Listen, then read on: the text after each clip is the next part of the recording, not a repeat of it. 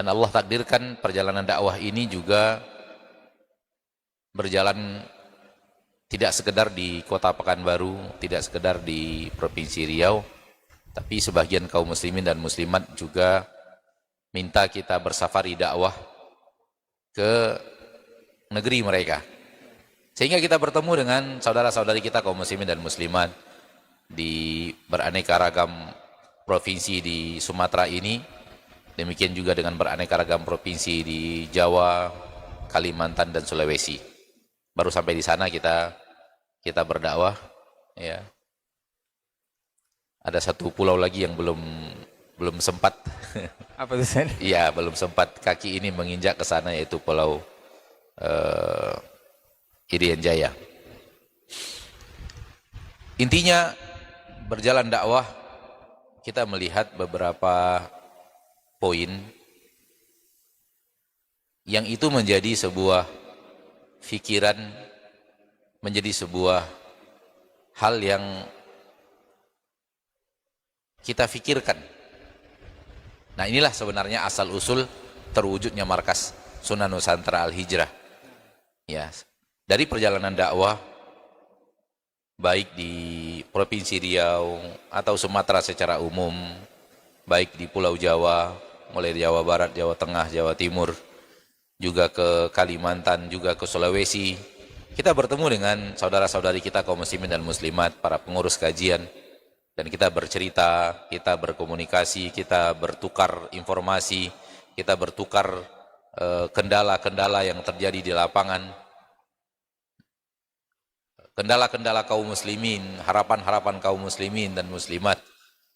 Ternyata di sana sini kita menemukan sebuah keseragaman di beberapa titik poin. Keseragaman yang Anda maksud adalah sebuah kendala di dunia dakwah, di dunia pendidikan ilmu syar'i yang dikeluhkan umat yang membutuhkan solusi. Itu dia. Di sini kita temukan, di Jawa kita temukan, di Kalimantan kita temukan, di Sulawesi juga kita menemukannya. Ya, kita kan sering ketika kita sampai di sebuah daerah, kita berkumpul dengan panitia, berdiskusi bagaimana keadaan, bagaimana kaum muslimin, apa dan bagaimana situasi dan kondisi, apa kira-kira. Nah, itu dia. Sehingga berkumpullah beberapa titik poin yang pada akhirnya membawa pikiran untuk mencari solusi.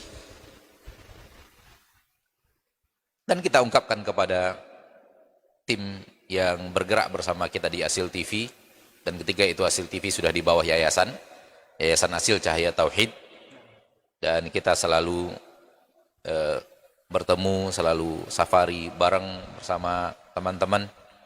Lalu kita berdiskusi untuk mewujudkan solusi dari problematika yang kita temukan. Nah, di antaranya adalah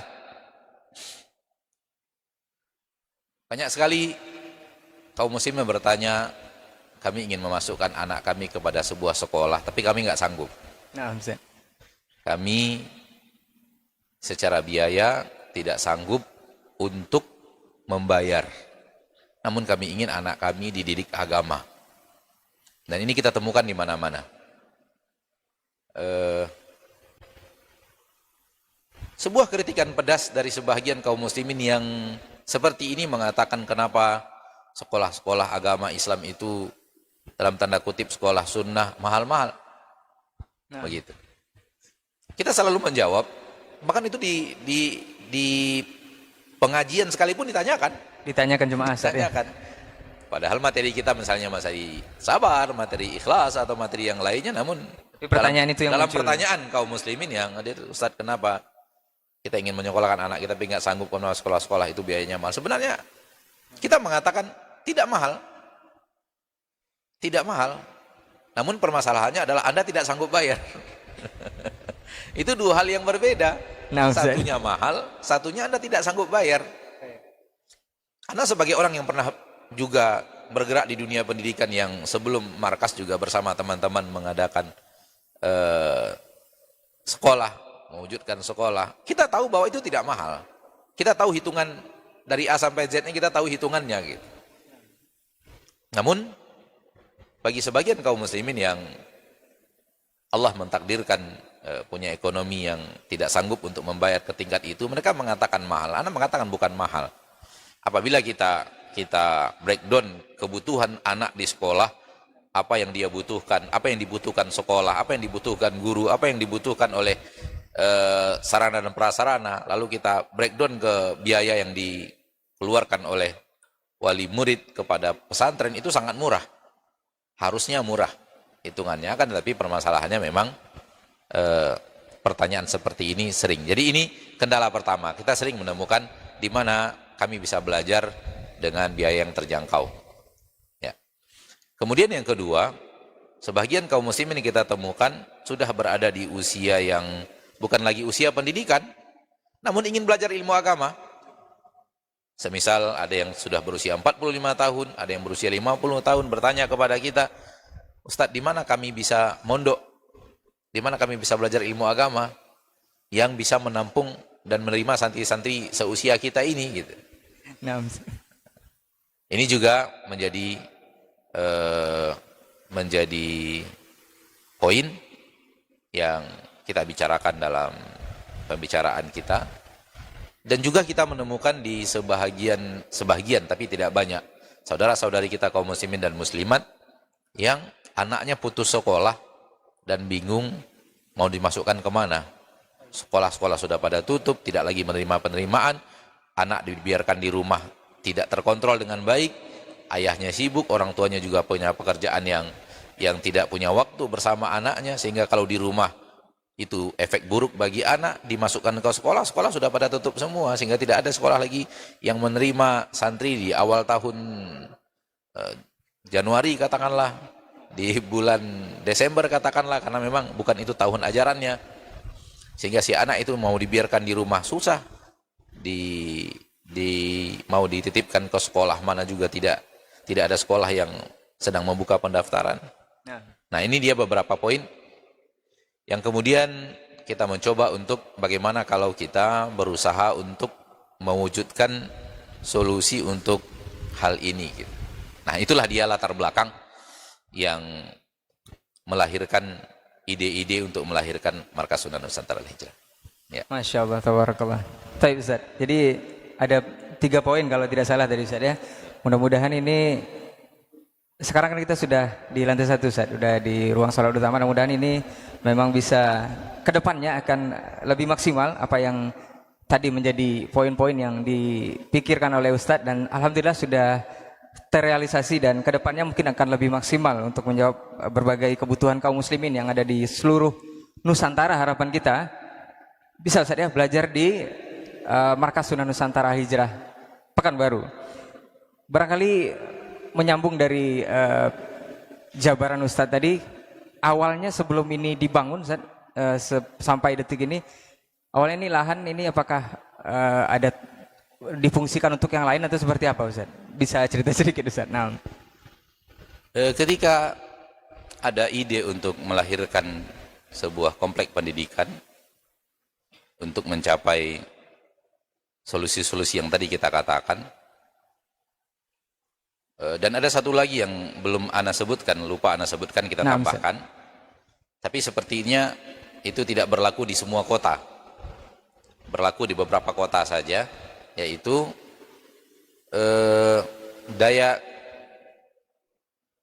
tidak tersedianya daya tampung yang cukup untuk animo kaum muslimin mau belajar. Misalnya, katakanlah di sebuah pondok pesantren, dia hanya bisa menerima 80 orang murid, sementara yang daftar 400 orang. Baik. Iya. Ini juga menjadi sebuah poin yang kita berpikir, lalu sisanya yang 320 ini mau kemana? Ini anak-anak kaum muslim yang ingin belajar ilmu agama dan mereka udah daftar. Dan daftarnya mereka itu menunjukkan bahwa mereka sanggup bayar loh sebenarnya. Karena kalau mereka daftar pasti mereka punya kemampuan dengan konsekuensi ketika diterima gitu. Namun memang Allah mentakdirkan memang daya tampung sekolah tertentu di kota-kota tertentu, tapi ini tidak berlaku umum. Daya tampungnya cuma 80 orang, sehingga yang daftar 400. Ini juga menjadi sesuatu yang mendatangkan ide dan melahirkan ide, ditambah dengan yang tiga tadi. Nah, maka kita mulailah setelah ada ide untuk membuat masjid, tempat belajar ilmu agama, tempat mulazamah, kita mulai mencari area di sekitar kota Pekanbaru. Dan ada 3 tempat sebelum ini yang kita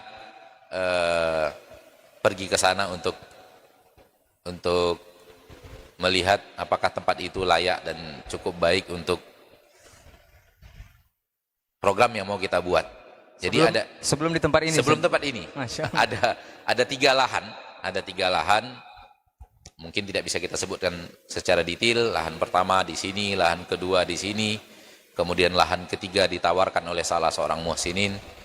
Dia ingin wakaf total sebanyak 1 hektar. Dia tawarkan di satu tempat dan kita pergi ke sana melihat situasi dan kondisi. Namun 1, 2, dan 3 itu masing-masing ada kendala. Kendala yang pertama di sini, kendala yang kedua ada di sini, kendala yang ketiga ada di sini. Sampai akhirnya kita bertemu lahan yang sekarang ini, alhamdulillah dengan kemudahan yang Allah berikan, akhirnya cocok dengan kebutuhan kita. Satu hamparan luas, seluas 4,8 hektar. Kemudian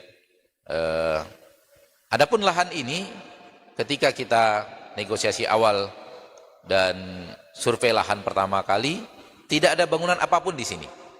Ini hamparan saja, sebuah hamparan dengan tanah yang cukup bagus, keras untuk, ya bukan rawa, ya sebagian tempat di kota Pekanbaru rawa, sulit untuk mendirikan bangunan.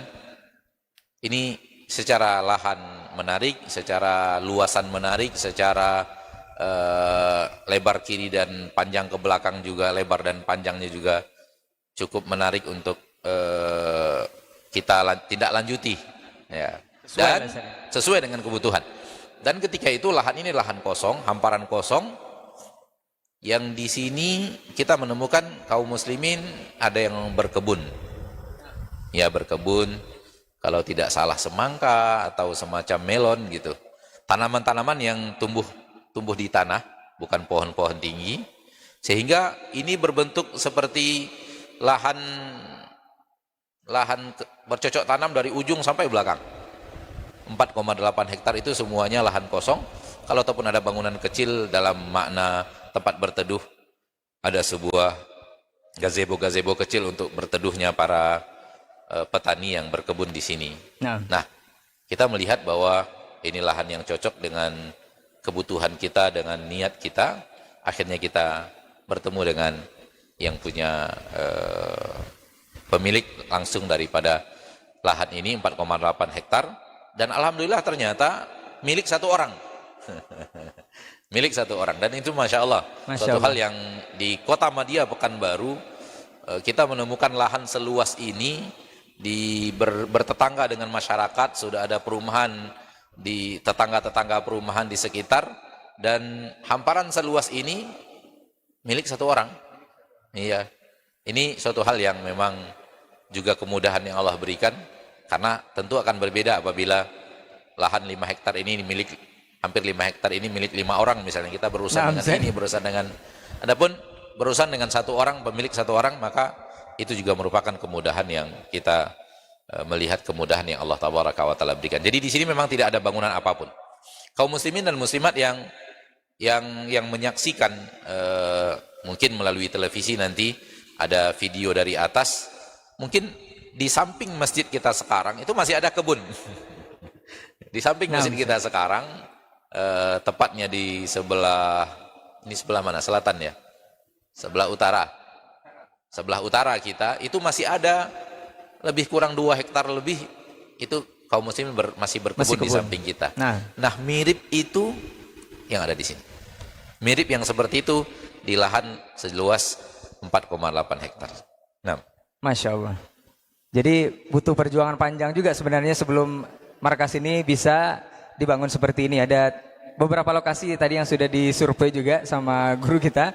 Ternyata alhamdulillah Allah mudahkan di sini dan memang cocok di sini, sepertinya sesuai lah dengan apa yang terpikirkan dan apa yang memang dikonsepkan oleh Ustadz dan juga tim sepertinya. Dan alhamdulillah Markas Sunan Nusantara Al Hijrah berdiri sampai saat ini dan sudah menampung sekitar 100-an lebih santri mulazamah yang belajar di sini. Nah Ustadz, kalau tadi dari awal historinya, kemudian mencari lahan dengan perjuangan itu dan alhamdulillah sampai di sini, dapat di sini. Tentu bangunan seluas ini dan 4,8 tadi saya 4,8 hektar dan semegah ini butuh dana, Ustaz. Nah, ini agak transparansinya lebih kita ingin tahu, Ustaz. Ini apakah dana murni dari wakafkah atau kaum musliminkah bertawun, Ustaz, murni, atau ada dari luar negeri atau dari luar sumber dana itu, Ustaz? Baik. Nih, fadhol, Ustaz. Barakallahu fiik. Ya memang ketika sudah ada niat kemudian sudah memulai membuat gambar masjid dan gambar asrama dan sudah mulai menghitung-hitung perkiraan biaya, itu ketika itu di awal, di takaran awal kita itu sekitar 350 miliar. Itu takaran awal. Di awal-awal kita mencoba kalau masjidnya awalnya tidak sebesar ini. Lebih kecil sedikit dari yang sekarang ada, ya. Maka kebutuhan biaya kalau dengan niat yang seperti itu takaran biayanya yang dibutuhkan ketika itu sekitar, perhitungan kita ya dengan arsitek, dengan tim teknik sipil yang ada, mencoba untuk menganggarkan kemungkinan berapa RAB yang akan timbul dengan niat membangun masjid seperti ini, asrama seperti ini. Ketika itu di sekitar 350 miliar ketika itu ya. Dan kemudian kita bermusyawarah, ngumpul bersama teman-teman, bagaimana, apakah kita siap untuk bergerak melalui hasil TV. Nah, kenapa dari awal tadi Ana langsung menyinggung hasil TV? Nah, karena memang hasil TV adalah setelah Allah, ikhtiar kita melalui hasil TV. Hasil TV adalah ujung tombak yang paling kita butuhkan untuk mendirikan masjid ini dan mendirikan Markas Sunan Nusantara Al Hijrah, tempat halakoh ini, tempat mulazamah ini. Ujung tombak kita adalah hasil TV-nya. Nah, makanya Ana katakan tadi kenapa Ana dari awal berbicara lebih dahulu hasil TV, karena ketika kalaulah kita berandai-andai kita tidak punya TV, kita mustahil punya keinginan untuk membangun masjid sebesar ini. Biayanya dari mana? Nah, akan tetapi Allah Tabaraka wa Ta'ala memberikan kepada kita keyakinan bahwa kalau kita sampaikan niat kita, niat suci ini melalui televisi yang sudah Allah takdirkan 2 tahun berjalan, karena rencana ini diawali di tahun 2020, berarti hasil TV sudah 2 tahun berjalan. Lalu kemudian kalau seandainya rencana kita ini, program kita ini, anggaran yang lebih kurang sekitar 350 miliar ini kita umumkan di televisi kita sampaikan kepada kaum muslimin, kita memprediksi apakah saudara-saudari kita yang menyaksikannya akan tertarik untuk bekerja sama dengan kita untuk menginfakkan sebagian hartanya untuk program ini gitu. Dan ketika itu kita berbicara dan kita musyawarahkan dan hasil akhirnya bismillah kita mulai. Tidak ada yang tahu apa dan bagaimana, akan tetapi ada sebuah keyakinan di dalam hati, sekiranya ini didengarkan oleh kaum muslimin dari Sabang sampai Merauke, pasti akan ada orang-orang yang Allah Tabaraka wa Ta'ala gerakkan hatinya untuk mendukung program kebaikan. Alangkah banyaknya kaum muslimin yang ingin berinfak namun kadang-kadang mereka mau infak kemana? Di mana tempat yang cocok untuk saya mengeluarkan harta saya? Di mana tempat yang lebih memberikan kepada saya pahala yang panjang? Seperti itu.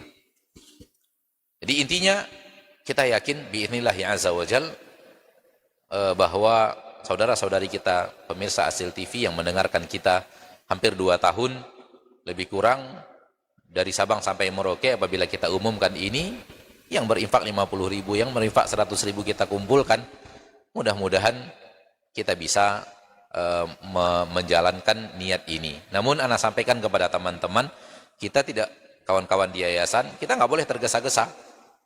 Kenapa? Karena kita tidak tahu. Kita hanya bisa menyampaikan ide kita. Kita tidak tahu bagaimana sambutan saudara-saudari kita kaum muslimin dan muslimat. Kita tidak tahu apakah saudara-saudari kita kaum muslimin dan muslimat juga akan mendukung secara dana, mendoakan secara ikhlas untuk terwujudnya. Kita juga tahu, akan tapi bismillah kita mulai.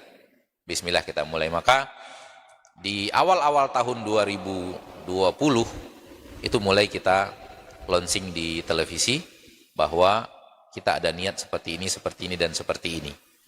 Dan mulailah kaum muslimin dan muslimat menginfakkan hartanya untuk program kebaikan ini biidznillah azza wajal. Dan merekalah sumber dana.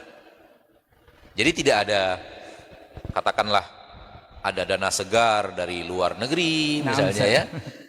Terhubung ana misalnya alumni dari Arab Saudi, mungkin ada yayasan besar Arab Saudi, atau betul, ada amir-amir Arab Saudi, ada saudagar-saudagar kaya Arab Saudi yang ana kenal, meletakkan hartanya untuk pembebasan lahan, meletakkan hartanya untuk, tidak sama sekali. Benar-benar pembicaraan itu tidak ada.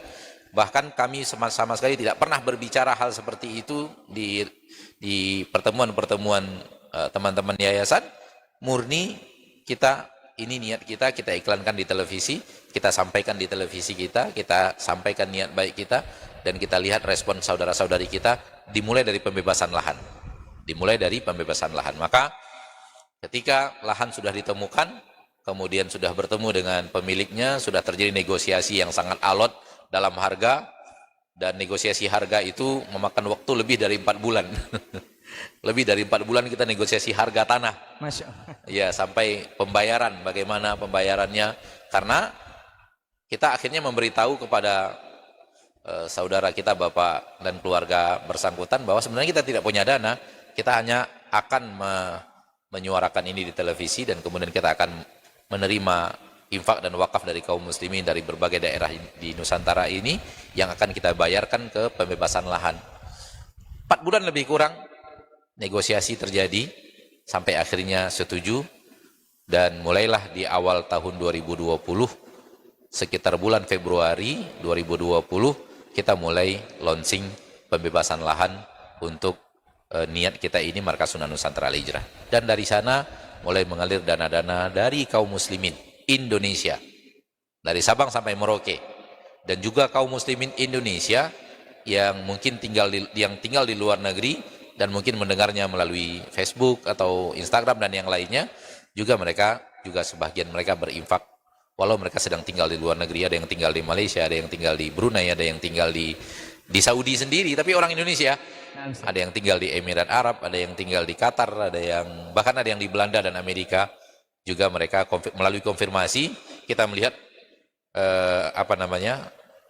kode negara yang kita tidak kenal, lalu kita tanya, mohon bapak dan ibu ini boleh kita tahu ini dari mana? Beliau menjawab, saya tinggal di Australia Ustadz, saya di Belanda, saya di Taiwan, saya di Hong Kong, saya di Amerika. Itu ada. Namun orang Indonesia. Jadi kalau bisa dibuat kata singkat bahwa Markas Sunnah Nusantara Al-Hijrah ini mulai dari awal itu dimulai dari modal nol. Dimulai dari modal nol, tanpa modal, kas yayasan tidak ada, yang diperuntukkan untuk program ini maksudnya. Benar-benar tidak ada kas di yayasan, benar-benar tidak ada rekening apapun. Bahkan ketika kita akan mulai, baru kita membuka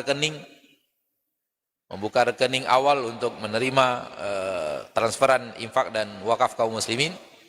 Dan bismillah kita iklankan dan Allahumma lakal hamd, Allahumma lakal hamd, Allahumma lakal hamd.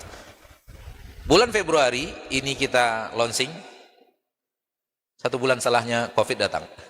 1 bulan setelahnya COVID sampai ke Indonesia.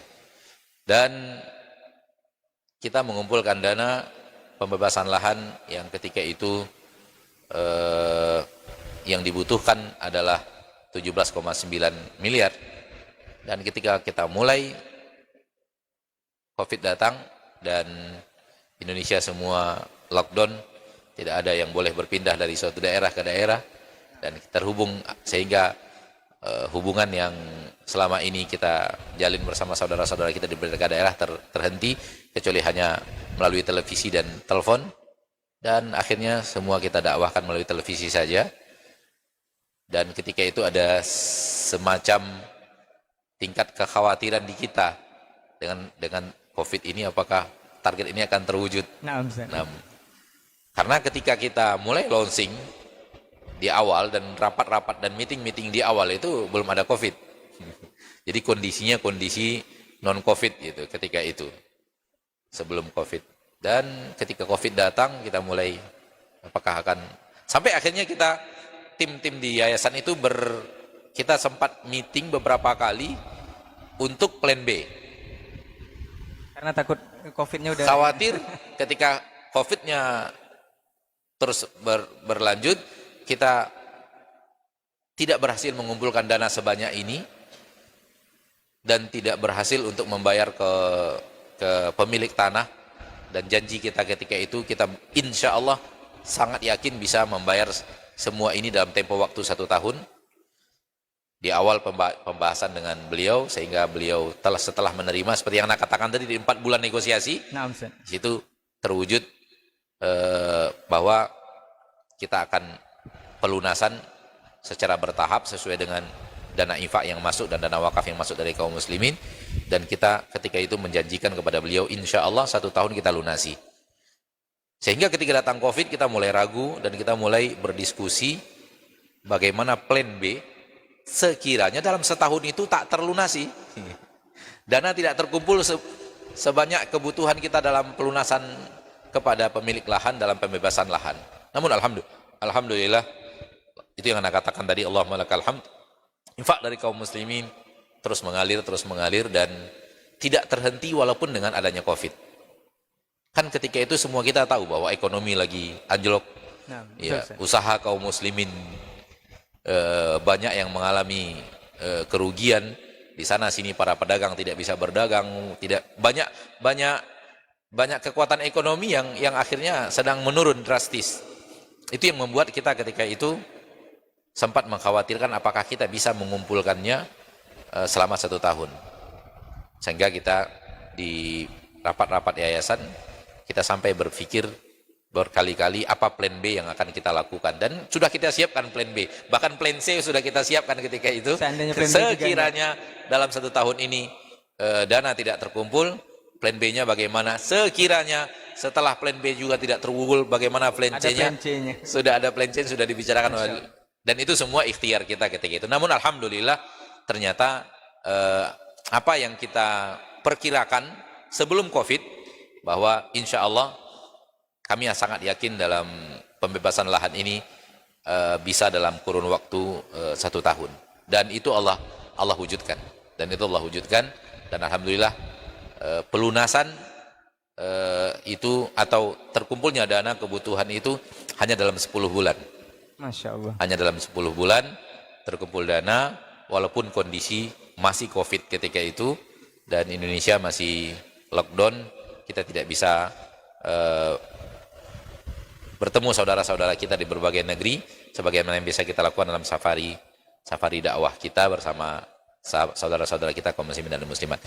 Dan kalau kita tahu, kalau saya sudah menyampaikan apa yang tadi Anda sampaikan secara dari mana ada sumber dananya, itulah sumber dananya. Ada yang berinfak 50.000, ada yang berinfak 10.000, ada yang berinfak 25.000, ada yang 1 juta, ada yang 10 juta, ada yang 100 juta juga, bahkan ada juga yang lebih. Semua itu kita kumpulkan, dan kaum muslimin dan kaum muslimat tahu itu dari televisi secara umum, dan dari media-media sosial yang sekarang sudah Allah mudahkan. Jadi sama sekali dana pembangunan masjid ini bukan berasal dari sebuah yayasan besar di Timur Tengah misalnya, atau sebuah perusahaan besar yang ingin membangun, atau sebuah apalah namanya gitu, warisan dari konglomerat tertentu misalnya. Tidak sama sekali. Namun niat dari awal, dan kita benar-benar ketika itu setelah benar-benar menyerah total kepada Allah, ikhtiar kita ketika itu memang ujung tombaknya adalah Asil TV. Dan kita memprediksi apakah saudara-saudari kita yang bersama kita menyaksikan acara kita di Asil TV ini akankah terpanggil untuk sebuah niat mendirikan masjid, asrama yang bisa menampung jumlah besar dengan niat-niat yang tadi kita katakan. Wallahu a'lam.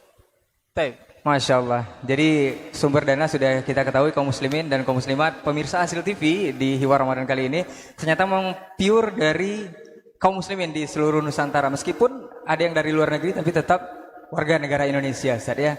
Dan dari cerita panjang Ustaz tadi, ternyata Allah mudahkan tahap demi tahap, dan prosesnya memang dari niat yang tulus memang dimudahkan oleh Allah Subhanahu wa taala. Dan juga Covid yang melanda ternyata juga sudah disiapkan beberapa plan jika ataupun seandainya ini tidak sesuai dengan target yang diharapkan. Kaum muslimin, kita akan break sebentar dan kita akan balik lagi bersama Ustadz, bersama guru kita. Apa nih yang ada di Markas Sunnah Nusantara Al Hijrah saat ini dan progresnya sudah seperti apa? Kita akan tanya lebih lanjut bersama guru kita nanti. Jangan kemana-mana, tetap di Hiwar Ramadan di Asil TV.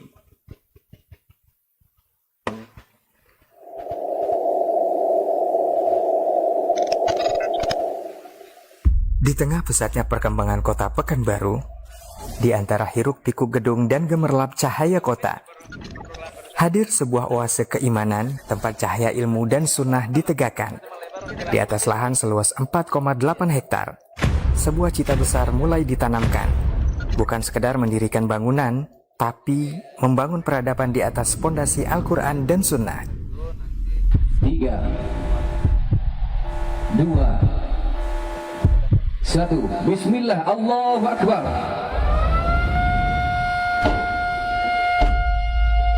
Baik, inilah dia pemancangan perdana pekerjaan fondasi pembangunan masjid dan asrama Markas Sunnah Nusantara Al Hijrah. Kami dari seluruh anggota yayasan tidak akan menjadikan Markas Sunnah Nusantara ini sebagai harta pribadi yang akan diwariskan kepada keluarga-keluarga yang kami tinggalkan.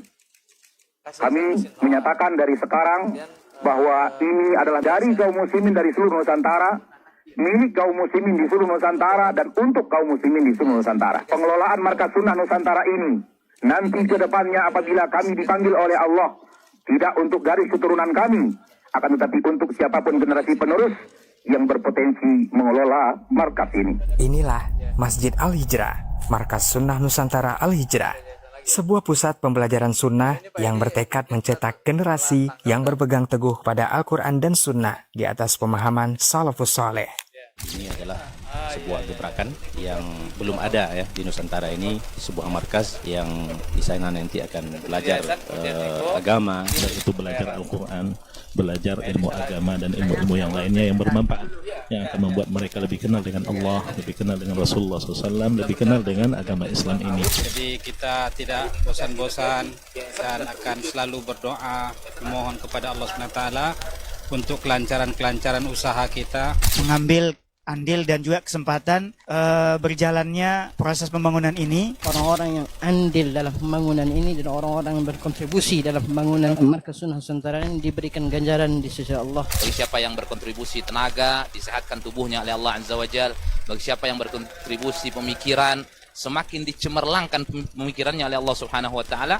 Kemudian barang siapa yang berkontribusi harta, diberkahi hartanya oleh Allah Subhanahu wa taala. Hari ini lantai utama masjid telah digunakan. 5 waktu sholat telah ditegakkan. Kajian-kajian Islam rutin menggema. Langkah awal telah nyata.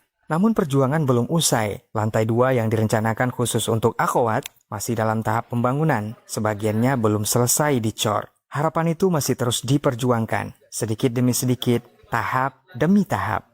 Di balik bangunan yang kini berdiri kokoh, ada kerja keras yang tak terlihat. Dan ada pengorbanan para muhsinin yang menginfakkan harta terbaiknya. Pembangunan ini masih terus berlanjut. Setiap bata yang tersusun, setiap tiang yang ditegakkan, bukan sekedar material bangunan, melainkan bagian dari amal jariah yang pahalanya mengalir. Hingga hari ketika kita kembali kepadanya. Sebuah masjid sedang dibangun, sebuah generasi sedang dipersiapkan, dan sebuah harapan umat sedang diperjuangkan. Barakallahu fikum.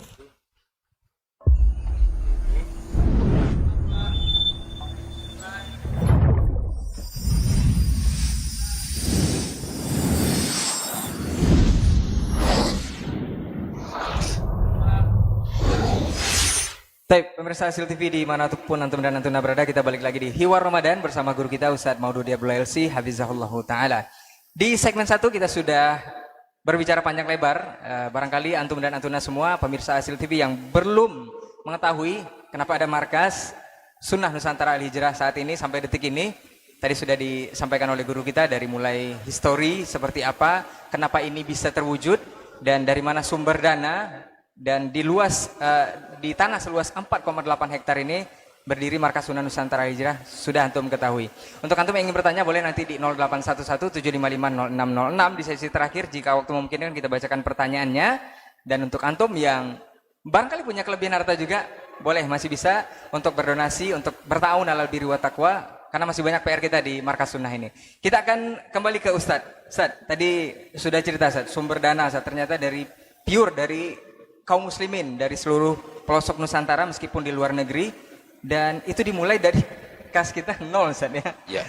Nol, tapi dengan niat yang tinggi untuk mewujudkan markas Sunnah ini, alhamdulillah Allah mudahkan meskipun di tahun itu ternyata Covid masuk Indonesia dan banyak hal di sana sini di negeri kita yang lockdown lah, PHK dan segala macamnya, dan itu bisa dilalui dengan sampai detik ini markas Sunnah Nusantara Al-Hijrah sudah berdiri.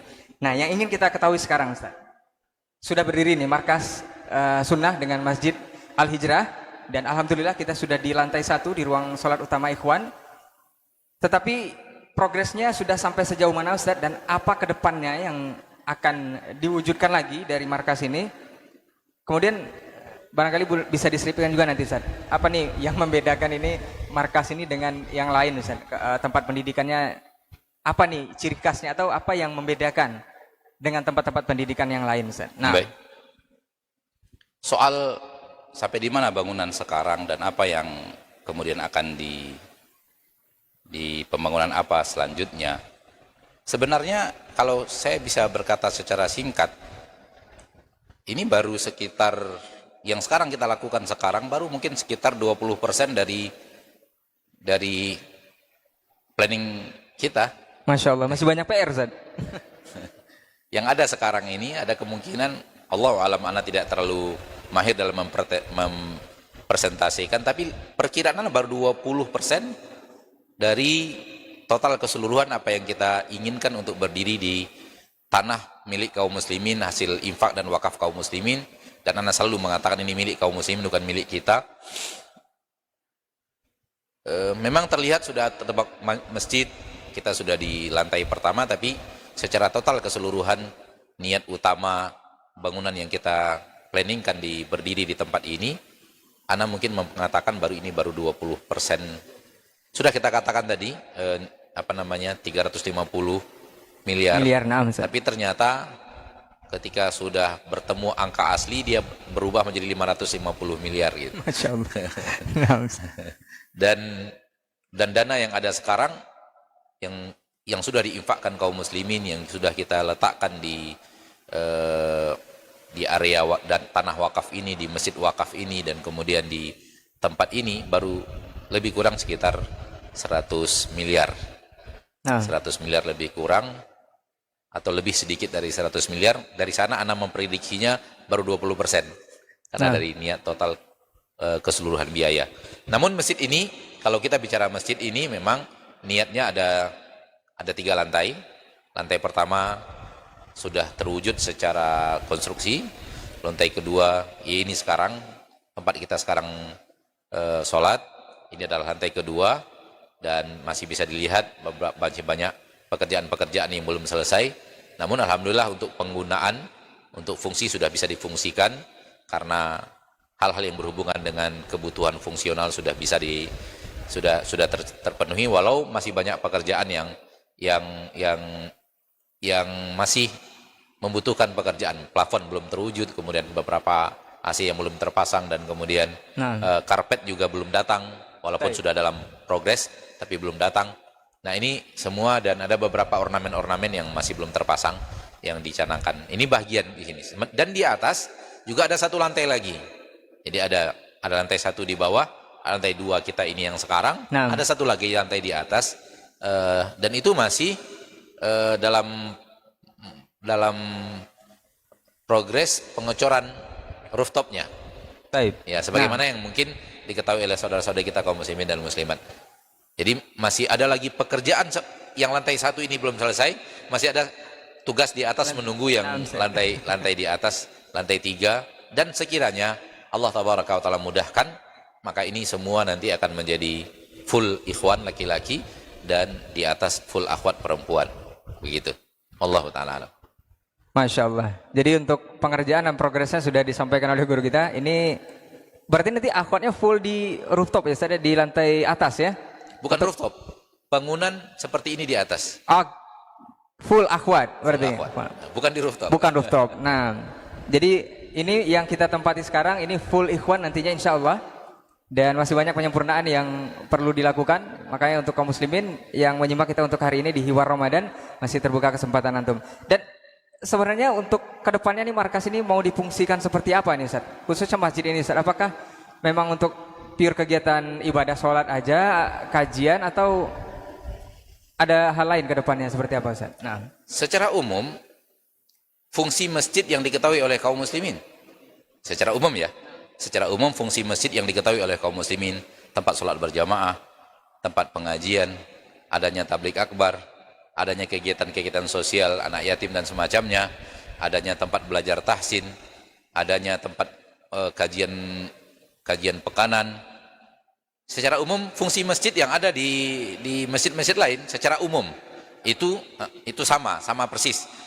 Jadi keberadaan Masjid Al-Hijrah di Kota Pekanbaru ya seperti masjid-masjid yang lain, seperti masjid-masjid yang diketahui ya, seperti Masjid Abu Darda, seperti Masjid Rotul Jannah, dan masjid-masjid lainnya yang dikelola oleh kaum muslimin, tempat kaum muslimin sholat, tempat kaum muslimin beraktivitas, tempat kaum muslimin rapat, tempat kaum muslimin belajar kajian ilmu agama pekanan, kajian mingguan, tempat kaum muslimin melakukan puasa bersama, i'tikaf bersama, kajian tablik akbar semacamnya, secara umum sama.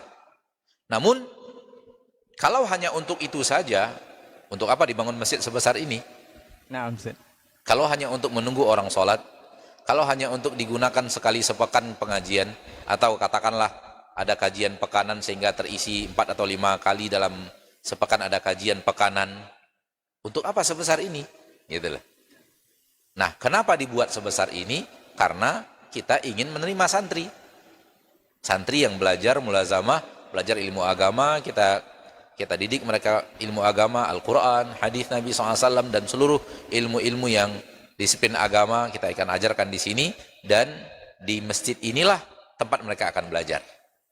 Di masjid inilah tempat mereka akan belajar. Dan oleh karena itu, ketika niat awal kita tadi ingin menerima santri dan ingin berusaha bagaimana biayanya tercapai mungkin, bukan semurah mungkin tapi tercapai mungkin. Ya. Kemudian pasti akan datang kaum muslimin dari daerah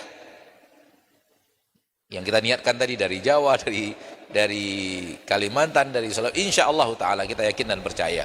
Untuk saat ini saja ada lebih kurang 120 santri. Itu sudah ada yang dari Aceh, sudah ada yang dari Sumatera Utara, dari Sumatera Barat, dari Bengkulu, dari Palembang. Bahkan kemarin ada yang daftar dari Sulawesi Selatan. Masya Allah. Ya, kita sudah terima, tapi Allah takdirkan beliaunya berhalangan datang. Dan ada yang dari Jakarta. Ya. Jadi kalau mereka datang ke sini, belajarnya di masjid, mereka tidur di mana?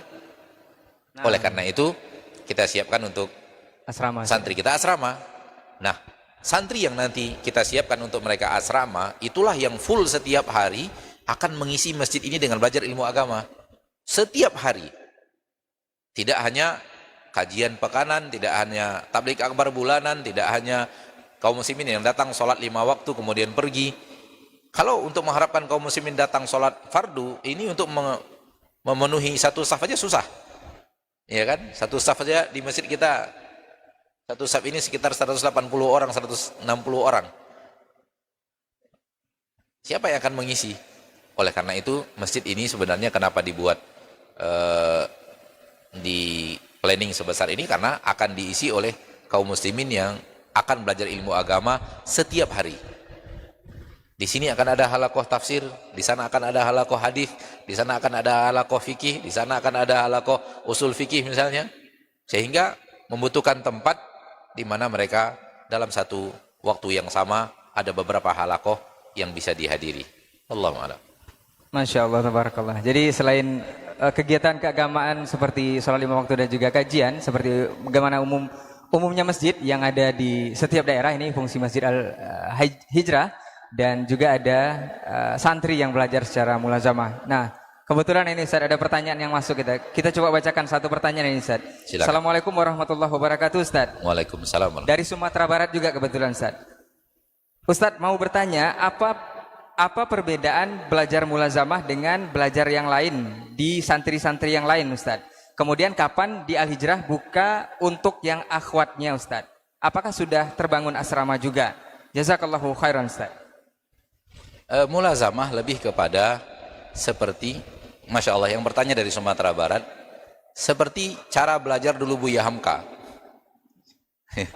Seperti cara belajar dulu Buya Muhammad Nasir. Dia pergi ke masjid, cari guru, belajar dengan guru, belajar ilmu agama, belajar nahwu sorof dari guru yang ada di masjid, di surau, dan kemudian mengembangkan ilmu agamanya dari surau itu. Itulah dia belajar mulazamah, datang kepada guru, pergi kepada guru, dan belajar kepada guru. Dan itu cara belajar dari dahulu kala seperti itu. Dari cara belajar ulama-ulama kita, Imam Syafi'i, Imam Ahmad, dan yang lainnya, mereka datang kepada guru dan kemudian menimba ilmu dari guru dan belajar di masjid. Nah, apa yang membedakannya? Karena memang di zaman kita sekarang ini ada pola pendidikan bernama pesantren. Sehingga umat Islam sudah familiar dengan istilah belajar di pesantren. Nah, pesantren adalah jenjang tertentu, usia tertentu, batas waktu tertentu, kemudian ada asrama, ada kelas, ada masjid sebagai kegiatan, pusat kegiatan santri. Dan ini sesuatu yang apa ya, yang sudah familiar, yang sudah masyhur di dalam pengetahuan umat Islam. Nah, sebenarnya hampir mirip dengan pesantren, namun tanpa kelas, belajarnya di masjid. Dan hampir mirip dengan pesantren, namun tidak terbatas usia. Inilah dia mulazamah, tidak terbatas usia. Yang namanya belajar ilmu agama, insya Allah ke depannya kita akan berusaha menerima tidak hanya usia-usia pesantren saja gitu. Sesuai poin di awal tadi. Sesuai poin di awal tadi. Mudah-mudahan ke depannya kalau memang sudah memungkinkan, sarana dan prasarana sudah cukup, kita akan terima akhwat juga, kita juga terima usia-usia yang sudah 30, 40, 50. Bahkan kemarin sempat kita punya santri usia 36 tahun. Masya Allah. Sempat kita punya santri usia 36 tahun, bertahan sekitar 4 atau 5 bulan. Namun ada hal yang membuat beliau akhirnya meninggalkan mulazamahnya. Dan kapan, kalau saya Misa tadi bertanya kapan dibuka untuk akhwat, ini yang saya tidak bisa jawab. Tadi nanya asrama juga. Iya, ini yang Anda tidak bisa jawab. Kenapa? Karena memang apabila sesuatu yang kita tidak punya dana di tangan, kita tidak bisa membicarakan target, gitu kan? Dana yang ada kita gunakan untuk bangunan. Namun niatnya sudah ada, asrama di sebelah kiri sedang mulai pekerjaan itu untuk akhwat. Namun kapan selesainya, kapan bisa diterima, dan sarana-sarana pendukung lainnya, maka ini juga sesuatu yang belum bisa dijawab. Namun insya Allah ke depannya, kalau Allah takdirkan, Allah mudahkan, dan Allah lancarkan, dan harapan yang paling besar Allah berkahi, dan Allah terima sebagai ketaatan pemberat amal soleh di padang mahsyar, atasnya untuk akhwat, santriwati yang belajar, dan di bawahnya untuk ikhwan. Dan seperti yang kita tahu, di atas saja sekarang belum selesai. Nah itu dia, wallahu a'lam. Masya Allah. Jadi yang bertanya di Sumatera Barat ini harusnya tahu ya seperti Bang Muluzama, karena seperti belajarnya Buya Hamka dan juga Muhammad Nasir, Ustaz ya. Dan mudah-mudahan ini kita butuh dukungan dari seluruh kaum muslimin di seluruh Nusantara agar pertanyaan soal akhwat tadi bisa segera terrealisasikan dan bisa menerima santri akhwat. Dan alhamdulillah pondasi untuk asrama akhwat juga sudah, Ustaz ya. Alhamdulillah. Mulai Masih dikerjakan. butuh dukungan dari kaum muslimin. Barangkali panjang sekali yang akan kita ceritakan karena waktu juga yang membatasi. Barangkali terakhir Ustaz, kita butuh nasihat dari Ustaz nih. Seperti apa nanti kegiatan kita di markas ini Ustaz, dan untuk seluruh kaum muslimin. Nah, Ustaz. Kalau dari Ana, pertama Ana mengatakan kepada saudara-saudariku kaum muslimin yang sudah berpartisipasi, jazakumullahu khairan katsiran atas dukungannya, atas doanya, atas infak dan wakafnya. Dan apa yang antum niatkan itu sudah terwujud. Apa yang antum niatkan sudah terwujud, alhamdulillah. Masjid sudah berdiri, asrama sudah berdiri, santri-santri sudah belajar, kegiatan masjid dari apa yang tadi kita katakan semuanya sudah berjalan, mulai dari sholat 5 waktunya, kemudian tahsin Al-Qur'annya, tahfiz Al-Qur'annya untuk masyarakatnya, kemudian kajian mingguan, kemudian tablik akbar, daurah dan semacamnya, kegiatan Ramadan, i'tikaf itu sudah berjalan. Bahkan sudah berjalan sekarang ini masuk Ramadan yang keempat. Masuk Ramadan yang keempat. Artinya, secara program, apa yang kita niatkan, semuanya sudah berjalan. Alhamdulillah. Hanya kita masih membutuhkan pengembangan masjid agar bisa menampung lebih banyak lagi, terutama akhwat. Kemudian pengembangan asrama agar mampu mengembangkan yang lebih banyak lagi, menampung santri yang bisa lebih banyak lagi untuk mulazamah, dan sarana-sarana pendukung lainnya. Oleh karena itu anak katakan bahwa harapan yang sangat besar bahwa niat berinfak, niat bersedekah, niat mewakafkan sebagian harta yang antum laksanakan itu alhamdulillah sudah terwujud. Ya, alhamdulillah. Hanya lebih kurang 11 bulan pembangunan masjid, itu masjid sudah kita fungsikan.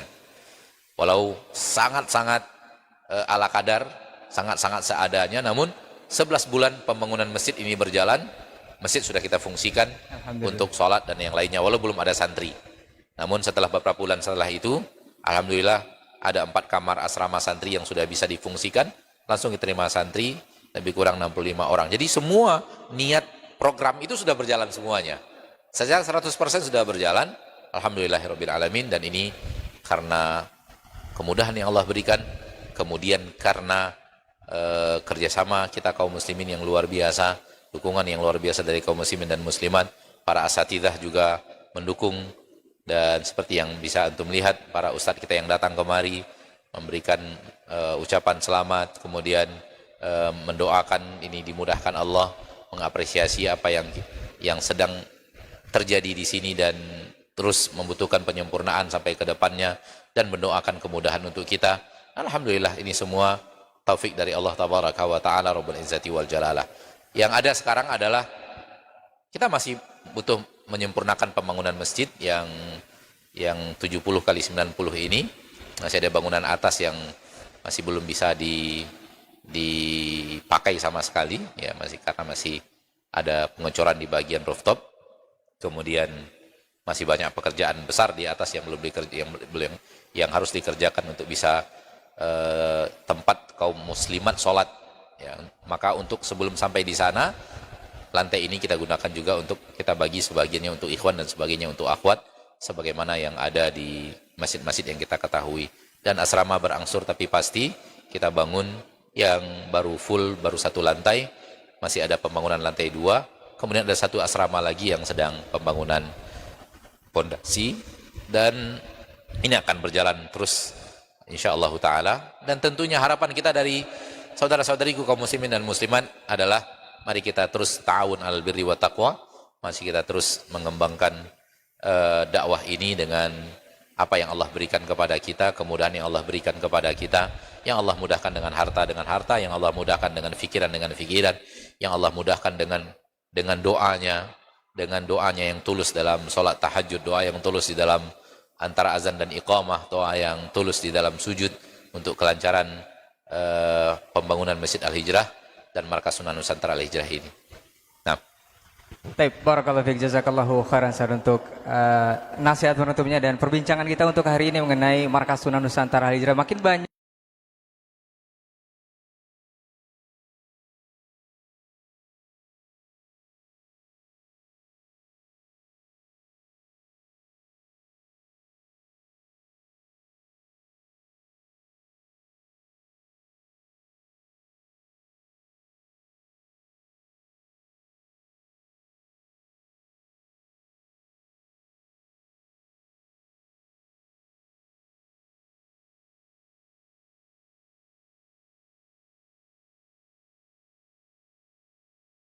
Assalamualaikum warahmatullahi wabarakatuh.